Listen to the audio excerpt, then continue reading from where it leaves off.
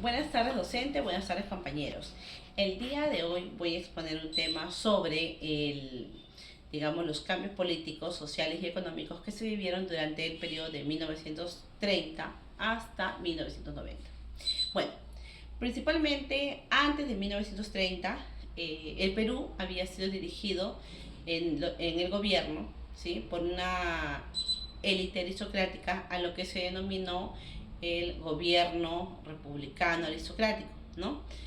Posteriormente a ello, en el año 1930, ¿no?, comienza a 1940, ¿no?, aproximadamente, hubo un gobierno netamente militar, ¿no?, donde, digamos, hay que recalcar la participación de Luis Sánchez Cerro, ¿no?, donde él comienza a, digamos, tener la idea de implementar una nueva constitución.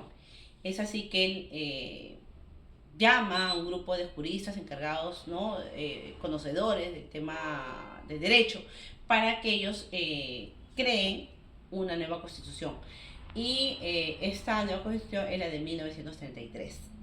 Bueno, digamos, después surgieron también otros gobiernos donde ya hay un tema de una democracia débil, ¿no? Es así cuando Manuel Prado Garteche llega al poder. Recordemos que Manuel Prado Garteche también pertenecía a la clase aristocrática del país. Por lo tanto, la economía, ¿no?, sigue basada en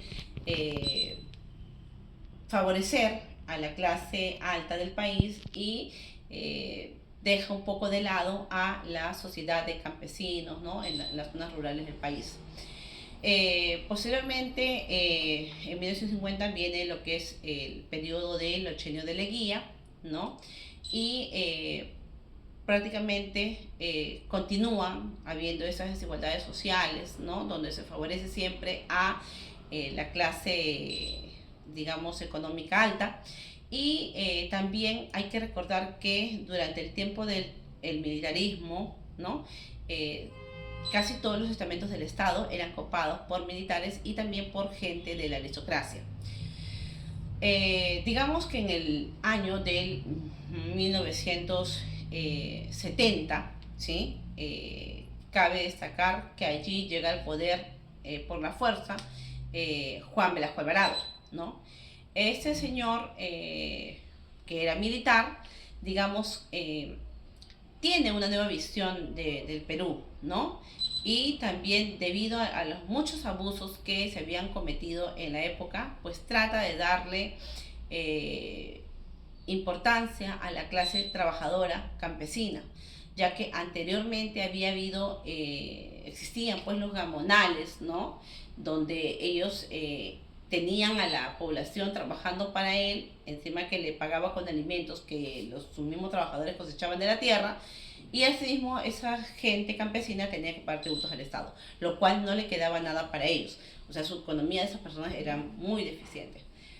Posteriormente, Juan Velasco Alvarado asume lo que es la reforma agraria, ¿no?, donde expropia a los gamonales de sus tierras para dársela a aquellos que realmente trabajaban la tierra.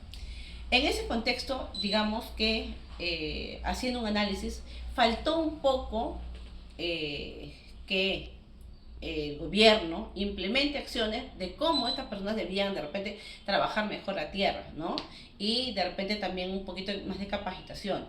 Pero como no se dio, bueno, Juan Velasco Alvarado promovió también los préstamos, ¿no?, a la clase campesina para que ellos, digamos, pudieran trabajar la tierra y tuvieran una economía más rentable, pero lamentable no fue así. En el año de 1975 asume el poder el señor Morales Bermúdez, y él prácticamente, Morales Bermúdez, que también era militar, decide pues ampliar el término del ciudadano, ¿no?, donde se le daba a las personas mayores de 18 años el término de ciudadano. Asimismo también a las personas que eran analfabetas, es decir, a las personas que no sabían leer ni escribir, también se les dio la condición de ciudadano, ¿no?, que ya podían votar.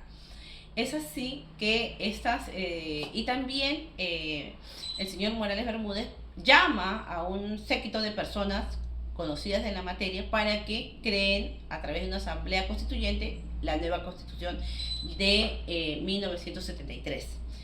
Bueno, prosiguiendo en el tiempo, asume en el gobierno, ¿sí?, por mediante voto popular, el señor Fernando Belaúnde Terry, ¿no?, del Partido Acción Popular.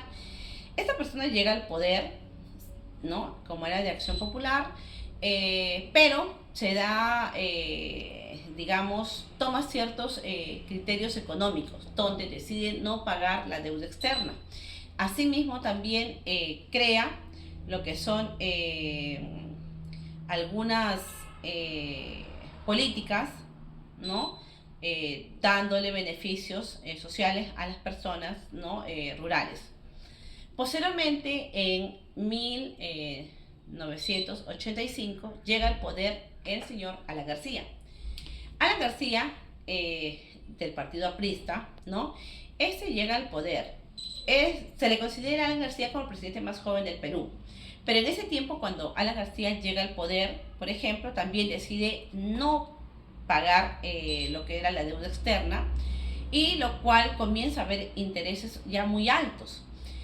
Y básicamente, en el tiempo de Alan García comienza a haber muchas inflaciones. El dinero constantemente se devaluaba, es decir, perdía su valor. Tal es así que si hacemos una comparación entre Venezuela y Perú, o sea, en aquella época, diríamos que era casi similar, ¿no? Y en el tiempo, por ejemplo, de Alan García, no habían alimentos. La gente hacía muchas colas, no conseguía los alimentos básicos. Es debido a ello que se vive un conflicto social, porque las personas tuvieron que irse a otros países, a otros continentes, por el tema social que se vivía, que no se conseguían alimentos, que el dinero constantemente se devaluaba y había mucha hiperinflación. Y también tenemos que puntualizar que en esa época comienzan a haber manifestaciones de terrorismo, ¿no? Tenemos, por ejemplo, el Sendero Luminoso, el MRTA, pero también en el tiempo de Alan García, como para enfrentar esta situación, se crea un comando paramilitar que se llamaba Rodrigo Franco. Ese comando paramilitar, si bien es cierto, actuaba bajo la sombra, porque iba y atacaba, ejecutaba, ¿no?, a los que eran, digamos, que tenía opositores del gobierno, y también promovía masacres masivas en diversos territorios. Bueno, en el año de otro tema importante, que en el tiempo de Alan García también él trató de estatizar la banca, ¿no? Y todo ello creó un caos político, económico y social en el país, ¿no?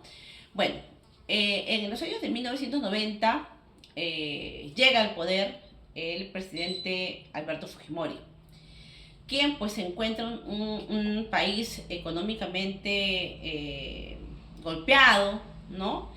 Y él decide pues tratar de mantener una economía, ¿sí?, pero a expensas de vender instituciones, ¿no?, empresas estatales a economías extranjeras.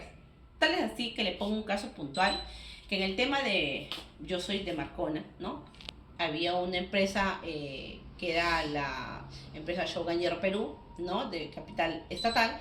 Esta empresa fue prácticamente rematada al país de China, ¿no?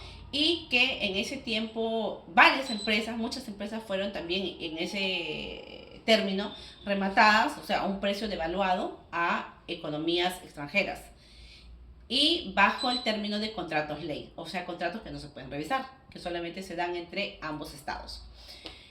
Y bueno, y también comienza a ver lo que es el tema de propiamente que el gobierno da políticas de digamos, un trabajo arduo para los militares para que contrarresten lo que era el tema del terrorismo en el Perú.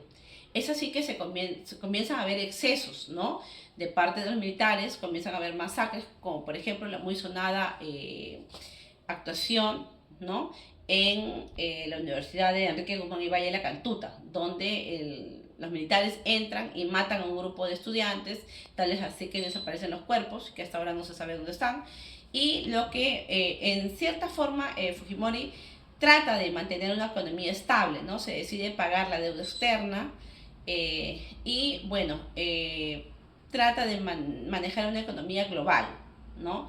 Y se comienzan a dar, por ejemplo, en el caso social, propiamente, se establecen, por ejemplo, los temas de darles a la seguridad social a las personas, ¿no? Trabajadoras, ¿no? Y en cierta forma el gobierno del presidente Fujimori trata de mantener un orden, tanto en la economía como en lo social en el país, ¿no? Bueno, ese sería todo mi aporte. Gracias.